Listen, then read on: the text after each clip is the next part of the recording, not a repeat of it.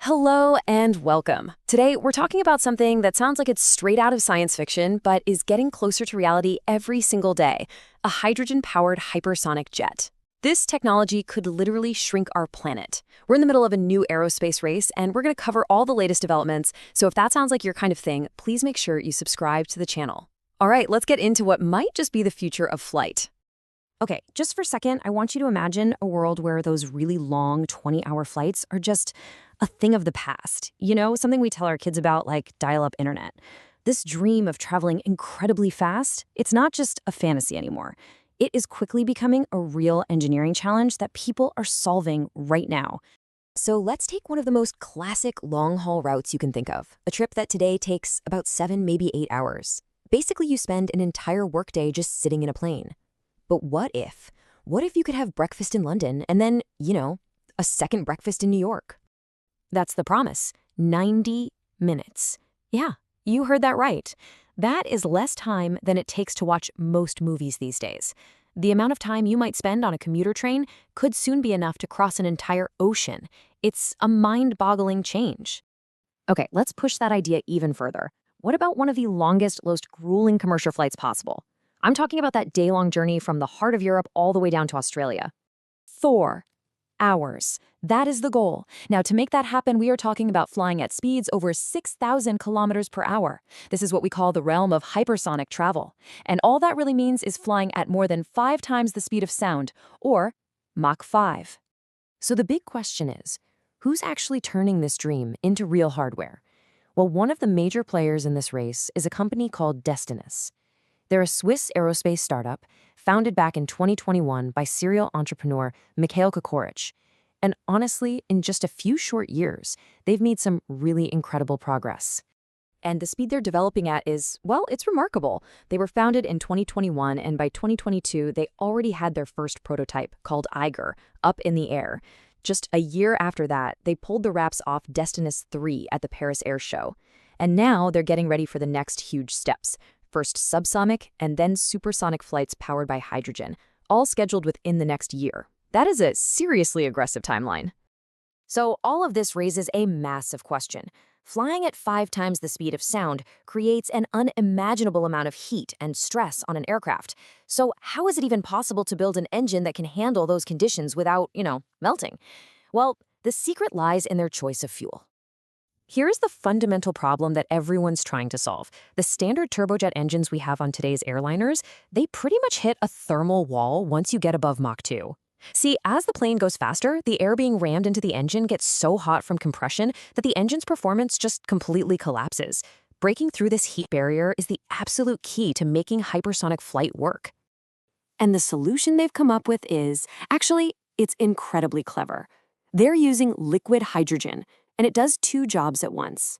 First, obviously, it's a very efficient, clean-burning fuel, but it's also cryogenically cold. The company's CEO, Mikhail Kokorich, puts it this way: they're essentially flying with a tank of fuel that is also their own big refrigerator. So this all comes together in a 3-stage system. The plane takes off using a pretty conventional turbojet. Then, to punch through the sound barrier, that super cold hydrogen is injected into an afterburner. This gives it a thrust boost, and it pre-cools the air, which lets that turbojet keep working all the way up to Mach 2.5. At that speed, a much simpler air-breathing ramjet takes over to push the aircraft the rest of the way to hypersonic speeds. It's a really elegant way to solve that critical problem. Now, Destinus might have a really cool and innovative approach, but they are far from the only ones in this game. The chase for hypersonic travel has really kicked off a new global aerospace race, with big established players and brand new startups all competing for a slice of what could be a very, very lucrative future. And it's pretty easy to see what's fueling this race. The market for hypersonic tech is projected to be worth over $5.6 billion by 2026. And by 2030, it's expected to nearly double to over $11 billion. I mean, that kind of growth is going to attract massive investment from both private companies and governments. And the competition is pretty diverse. You've got companies like Boom Supersonic, and their focus on a slightly slower Mach 1.7 airliner. Then you have direct hypersonic competitors, like the US-based company Hermes. And then you have companies pushing the envelope even further, like Australia's Hypersonics. They're developing a 3D-printed hydrogen-powered scramjet. That's an engine for even more extreme speeds, with a really ambitious target of Mach 12. A 90-minute flight across the Atlantic? It sounds absolutely incredible. But let's be realistic.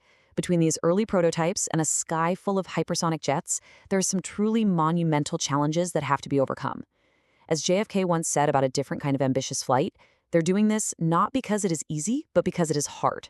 For many of these companies, one of the biggest selling points is the environmental angle. Just like the Destina CEO says here, hydrogen is widely seen as a clean solution, because when it burns, the only thing that comes out the back is water and heat, zero carbon dioxide emissions from the tailpipe. But there's a catch. Hypersonic jets fly at extremely high altitudes, way up in the upper stratosphere. And while it's true hydrogen doesn't produce CO2, it does produce a lot of water vapor. And some research shows that when you release water vapor at those heights, it can hang around for years and act as a potent greenhouse gas. So you might be solving one climate problem while creating a totally different one. And honestly, the environmental question is just the tip of the iceberg. The real challenge here isn't just about building a new engine. It's about reinventing the entire ecosystem of air travel. Liquid hydrogen needs 4 times the storage space of jet fuel, which means a total redesign of the aircraft itself.